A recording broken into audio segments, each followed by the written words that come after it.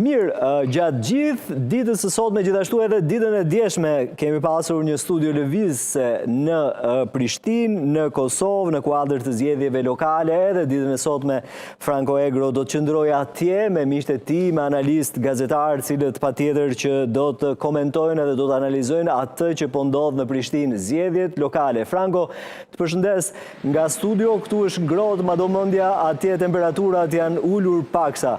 Të uroj punë të mbarë edhe t'jap linjën për të vijuar bisedën me miqtë e tu, me kolegë patjetër edhe me analistë për sa i përket zgjedhjeve.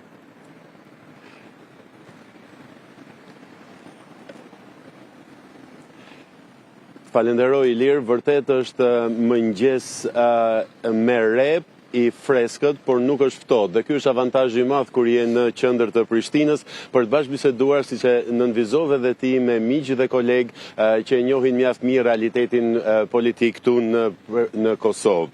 Në studion lëvizse jam me njërin prej figurave më të njohura të analizës në Prishtinë, me zotin Selam Shkodra. Selam, falenderoj që erdhe në studio. Mirë se keni ardhur. Mirë se ju gjetëm. Selam, pyetja e parë që i bëj kolegëve me cilët bashkëbisedoj është çfarë ka bërë më shumë përshtypje nga kjo fushat zgjedhore? Pyetje mjaft interesante dhe mendoj se qëndron kohës kur ju po e shtroni, është një prej fushatave e cila karakterizohet me një situatë latente të qytetarët e vendet, nëse mund të themi. Nuk gaboj nëse them se nuk ka zgjuar shumë interesim të qytetarëve të Republikës për faktin se akoma nuk është përmbyll cikli i formimit të institucioneve nga zgjedhjet e nënshkurtit të këtij viti. Stërzatja e kësaj bllokade, domethënë absurde për pikpamjen time, ka reflektuar drejt për drejtë edhe në mosinteresimin e qytetarëve.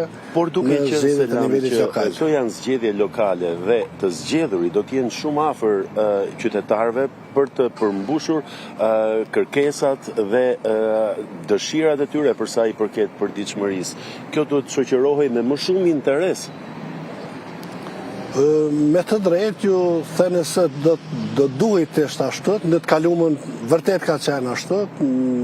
Mund të them se në Kosovë fushatat elektorale janë po më shumë si festë në të kaluamën, për shkak aktiviteteve jashtëzakonisht të mëdha të subjekteve politike dhe pjesëmarrjes së qytetarëve në ato aktivitete, por kësaj radhe është paksa më ndryshe. Nuk është arrit mjaftueshëm që spektri politik të mobilizojë qytetarën e vendit për të zgjuar interesim për platformat e kandidatëve të cilët garojnë për kryetar bashkish. Është një traditë në Kosovë në zgjedhjet e pushtetit lokal që janë shumë të paktë fituesit e drejt për drejt të raundit të parë të kryetarëve të bashkive apo komunave, siç ju i referoheni këtu. Prisni të njëjtin trend edhe këtë radhë apo mund të ketë ndryshime? Fakti që nuk arrin të përfundojnë garën në pjesën e parë apo në rundin e parë është faktor kryesor ligji zgjedhor dhe pluralizmi, nëse mund ta them, i madh i jetës politike në vend, për shkak se ka më shumë se 6 parti, domethënë që kanë udhëheqje apo administrojnë me bashkitë e vendit. Kjo është njëra prej faktorëve kryesor, si edhe ligji zgjedhor i cili e ka parapo edhe balotazhin. Pres që në këto zgjedhje me përjashtim të ndonjë komune specifike, të tjerat në mënyrë generale do të shkojnë në rundin e dytë. Selam, është një pikë që unë e di që ti e ke shumë për zemër në analizat e tua.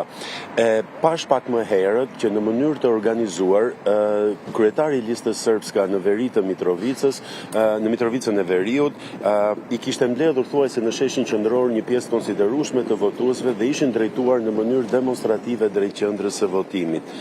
Kam përshtypjen që ky është mesazhi i dhe i tyre. Serbët dhe politika serbe janë jashtëzakonisht popull politik në tërësi dhe funksionojnë me simbolika. Në rastin konkret, mendoj që